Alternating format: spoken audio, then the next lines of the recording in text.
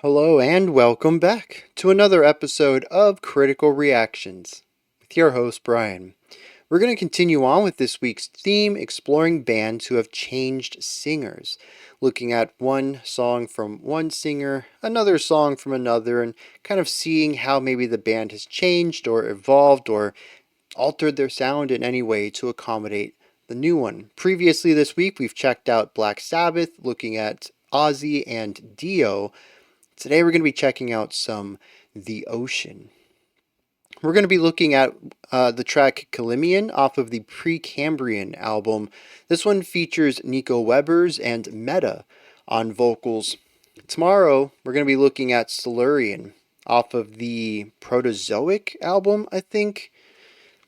That's going to feature Loic on vocals.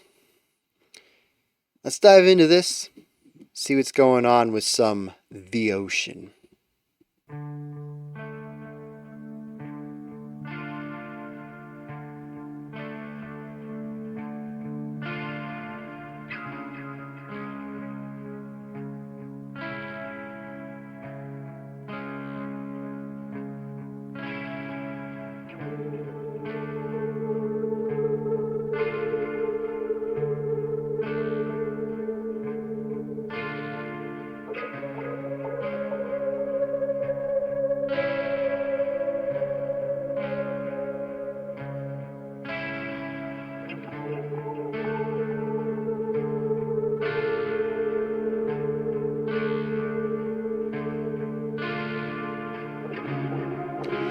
Alright, so this is really slow and it's tough to catch what's happening, but I think we're in 13/8. I'm catching a 7 pulse followed by a 6 pulse.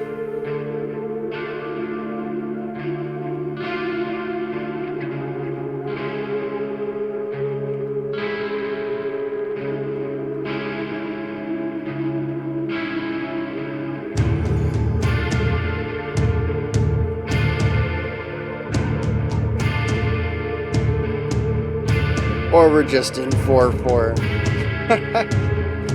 Give it to me to overcomplicate it with a wild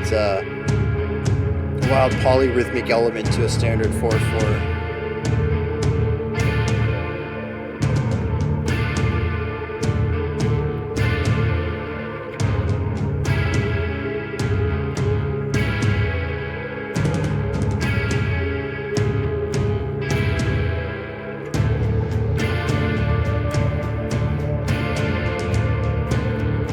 I really like the underwater vocal oohs and ahs back there. It might be a synth, not vocals, but still.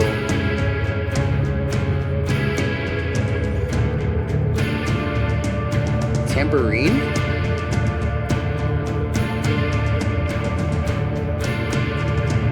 Yeah, the rhythmic patterns and the toms are really nice.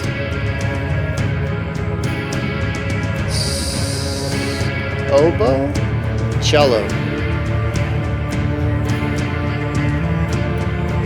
Yeah, definitely a cello now that it's a bit louder.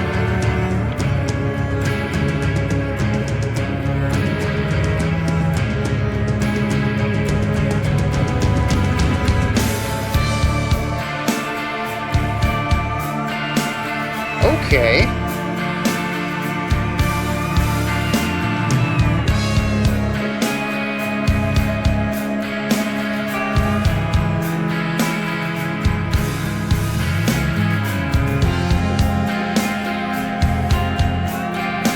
Lots of layers. The bass guitar and cello are doing a great job of holding down the lower ends.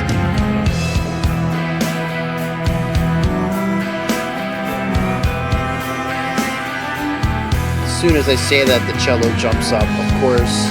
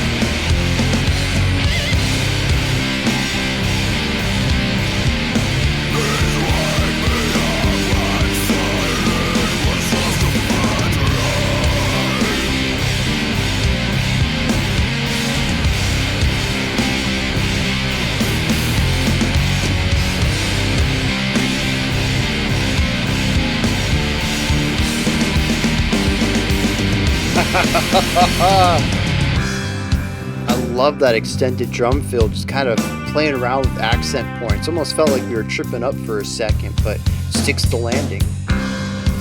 Drummer's just killing it here. Even the slightly more melodic drum style is great.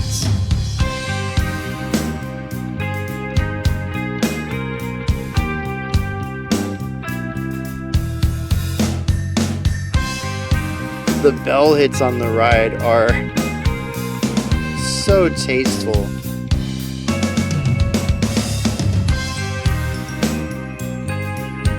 Glockenspiel? Bells of some sort. Definitely in that metal family. Very bright and chirpy though. I'd wager we're using very tiny mallets on it.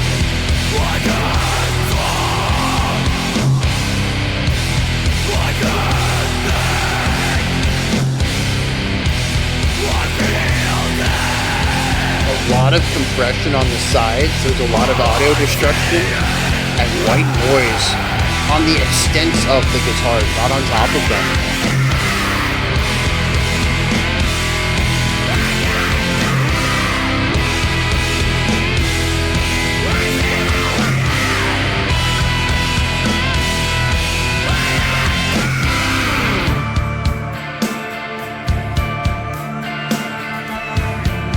Those slides over there, I'm loving that. This is the second time we've heard them, and both times just been a really great change of pace from the hard articulation of so many other instruments on this track.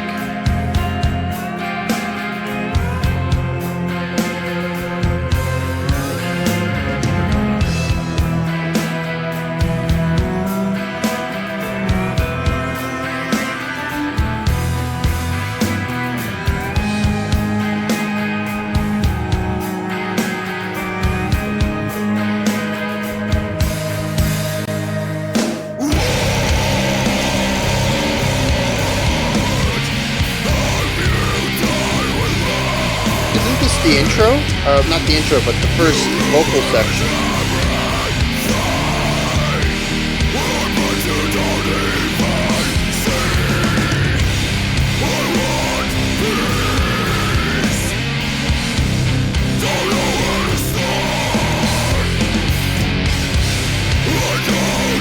Listen to when the guitars hit those low notes.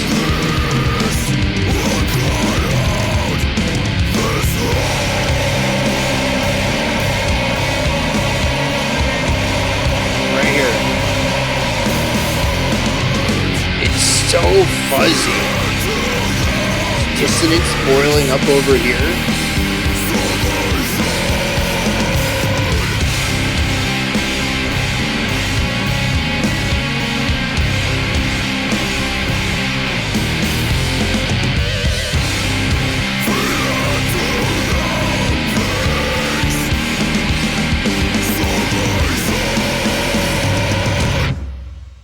Just a real abrupt ending there.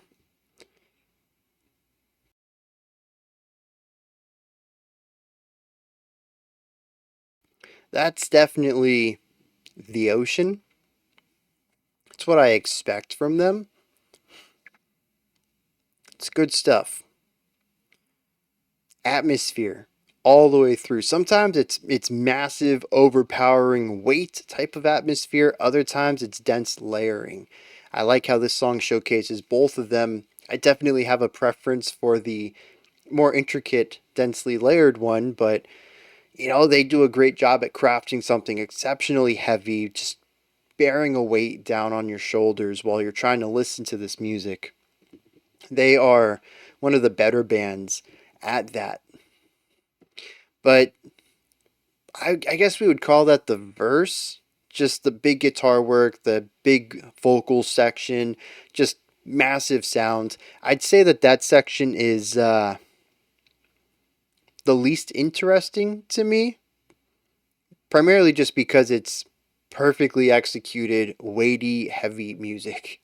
The drums are pretty standard. The bass is a pretty standard idea. There's nothing really intricate going on there, nothing really complex. It's just big guitars, big sounds, big growls, make it big. There is the guitar riff, and we will talk about that now. I guess that's a good segue. The guitar riff. This was actually pretty cool. This is a very, I hate to use the term sludgy guitar riff, because sludge is just, it's just post metal. I said it. But it is. It kind of has this dragging element to it, but it's also all of this fuzz mixed with a little bit of groove. There's something about the syncopation in this guitar riff that happens here that is just infectious. It just makes you want to move along with the music in a way that isn't like overly syncopated headbanging music. You just kind of want to like smoothly groove with it because it's slow moving.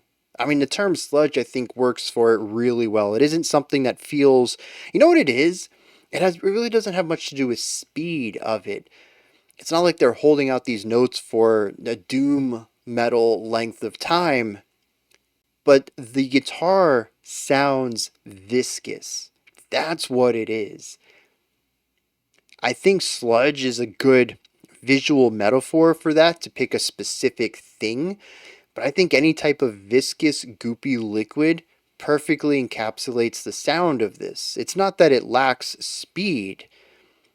It lacks a want to separate. Everything must stick together on it. All of the notes sort of form together, and it doesn't move on to the next note until the entire.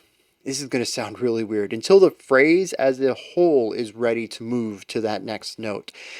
And maybe it gets ready quickly. We do have some faster, like quarter notes and eighth notes in here too, alongside the longer held out notes. It can move at a brisker pace. It's just not always ready for that. It's like trying to drag, slime across your table or something. It'll get to you eventually.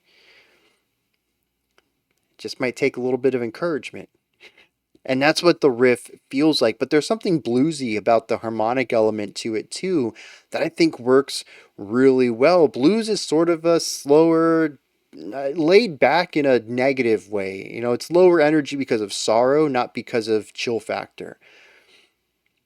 And I can feel that in here. And it's just, it's not doom where it moves at like a tectonic pace, but it's not upbeat either, and it finds something in the middle that just feels right and injects blues into that and has the fuzzy sound of like stoner rock and just combines all of this together into something that's just, it's such an infectious lick.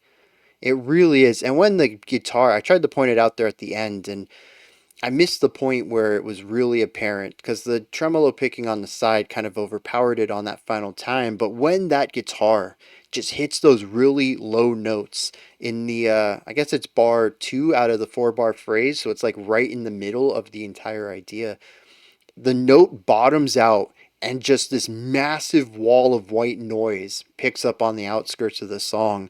I don't know if it has to do with their production or if this was something added in post that they wanted to go along with these, basically the riff itself bottoming out here. But it sounds so massive. There's so much destruction on it, almost as if the signal coming out of the guitar, going into all the pedals, and then finally hitting the amp had been so distorted, so destroyed, that it's not even just about fuzz anymore. It's like literal white noise hissing at the top of it now. And it's just, normally I'd be really against that. That is some extreme clipping going on there, but it fits this because the ocean knows how to do big, and this feels big so it can sound big too without it feeling out of place. And dude, just that riff is great. I don't really know too many songs where I've talked about the ocean's riffage. Usually it's about atmosphere, texture, harmonics, looking at chords and emotions. Here though, man, that's just a solid riff. I don't know. I don't really remember any other riffs in the track. Nothing caught my attention That did though. Again, they're not a band I usually think of as riff masters, but nailed it with that one. Now, of course, the other thing aside from the big parts of this song is, you know, the parts that aren't big. The entire 3.5 minute opening to this song and two more returns back to this style of writing, it acts as a strong counter to that massive metal stuff. And of course, I'm talking about all of the cool, layered, calmer sections with the wider instrumentation.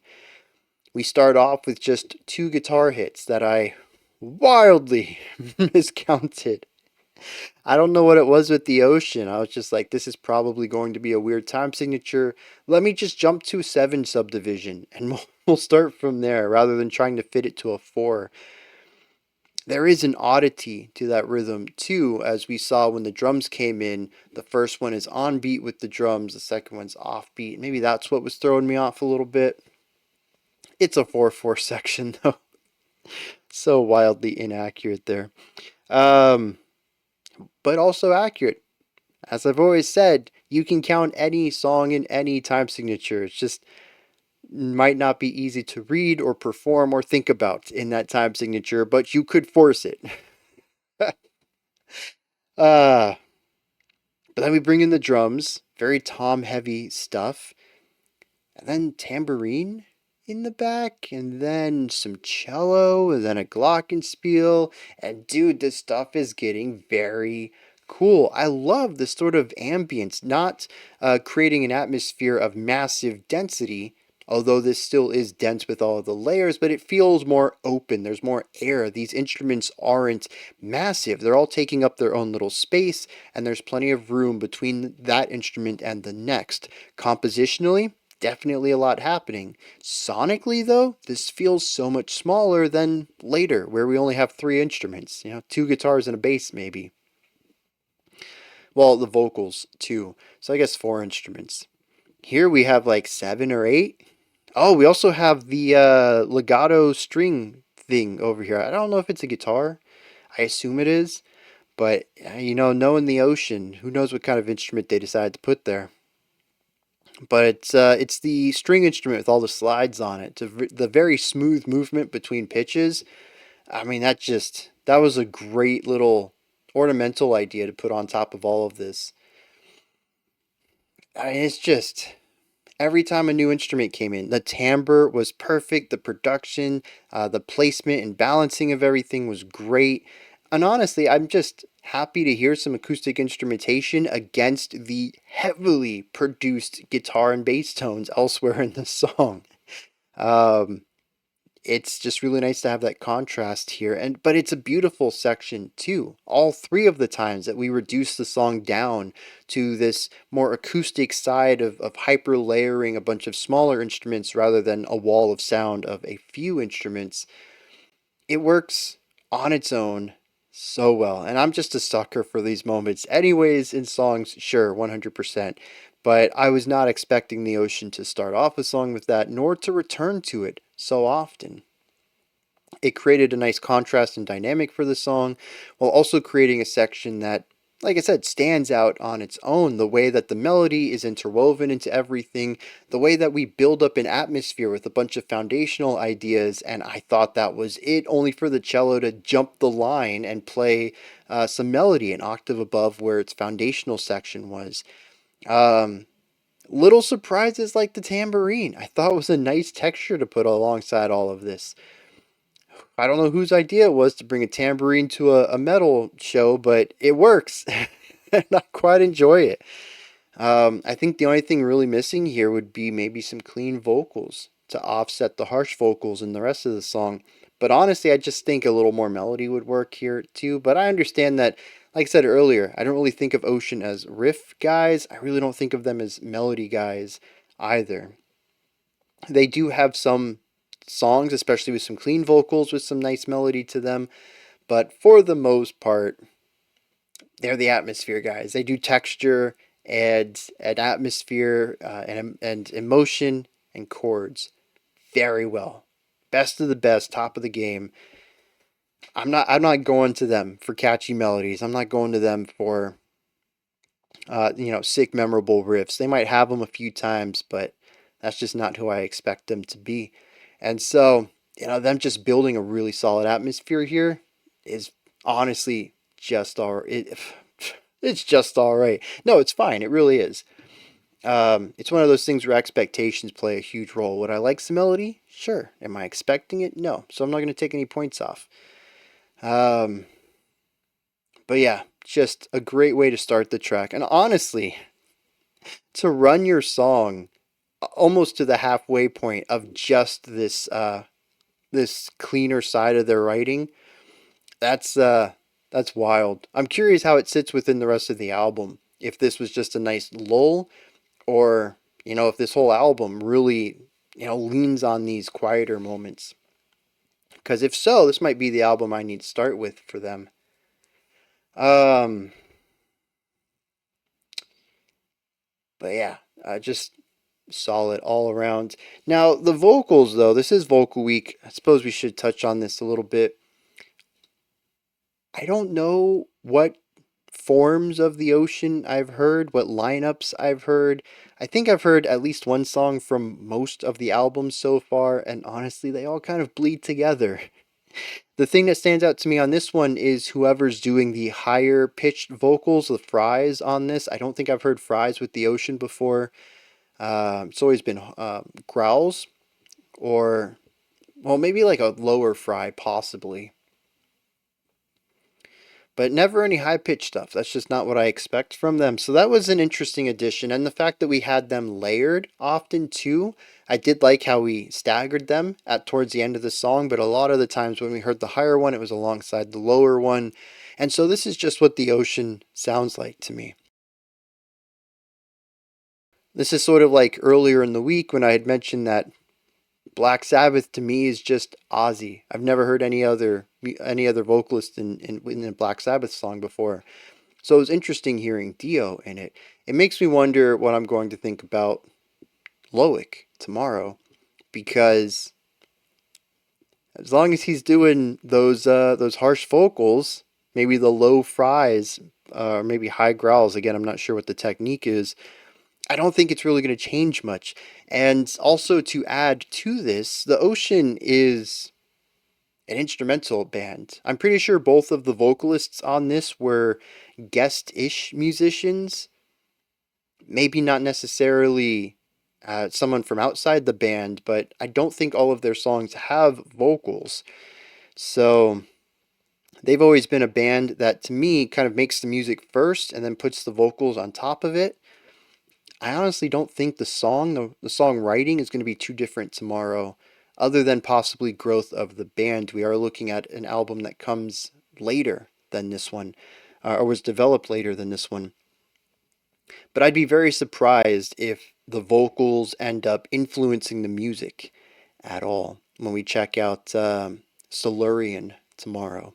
Let me look up some lyrics to this, and then we're going to wrap this one up. Alright, lyrically, this appears to be about somebody who has been changed or altered against their will, and, well, initially doesn't believe it, thinking that they're in a dream, but eventually coming to the realization that this is real and that he doesn't want to be like this. And, I mean, that's really about it. There's three stanzas here, and the first and second share a lot of lines. The first says, "What have you done with me? You ruined everything, and you don't even see. I can't believe this is real. My mind's playing tricks on me. Please wake me up and say it was a bad dream." The last one, "What have you done with me? You ruined everything. I bet you don't even see. I just want peace, but I don't know where to start. I don't want to feel like this, so I'll cut out this heart and feed it to the pigs. Salvation." The only way they feel that they can be saved from this is to feed their heart to pigs, which I'm sure there is some interesting figurative read from that. I don't get it, but they specifically chose the imagery of feeding a heart to pigs and tied that to the word salvation. The second stanza just talks about their state. Everything else alludes to it not being what they want it to be, not being who they want to be, but here we actually get to see some of the issues. He says, I can't talk, I can't think, I feel dead, and all I see is red. I'm sick and I can't get up, there's no way out, and I need drugs. Now, initially when I read this, drugs I took as medication, a way to clear this, but what if they're experiencing withdrawal and they need their high in order to feel normal again?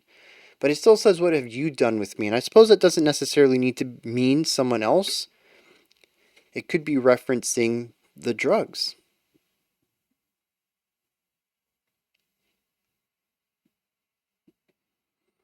I don't know. It's vague.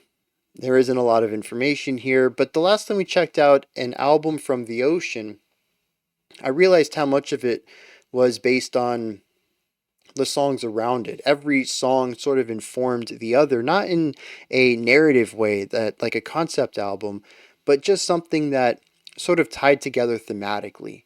And maybe it's just that, I mean, this being track 10, maybe it would help understanding the rest of what this album is exploring thematically in order to understand what this song is attempting to convey. So, yeah, I guess it just lines up with me saying it. I'm lacking context here. I just decided to be very verbose about that. Bringing us back to the music, though, I don't understand it. The heavy weightiness, sure, that makes sense. But the lighter sections, consistently coming back to those, starting the song off with that, I love those. Those were beautiful. There really isn't anything beautiful in the lyrics. So I'm kind of curious where all of that pieces together. Regardless, these are my thoughts on Calymmian by the Ocean Collective. Why? I can never figure out when I should call them the Ocean and when I should call them the Ocean Collective. I feel like there is a division, a dividing line in their album releases when they changed names, and I just don't know which one's right. And it's more confusing that everyone has a different one for it. Like Genius calls them the Ocean Collective, but Spotify calls them the Ocean. I don't know, man.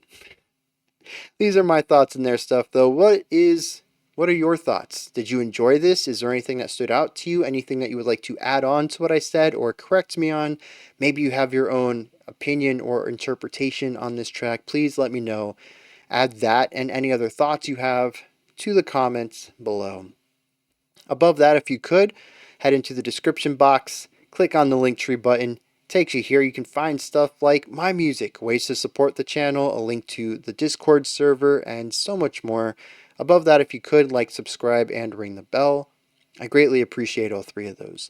All right, that wraps it up for today. I'll be back tomorrow, though. 5 p.m. Eastern Standard Time, 9 p.m. UTC as usual. Until next time, remember to be critical, not cynical, of the music you listen to, and have a fantastic morning, afternoon, or evening, whenever you choose to watch my videos.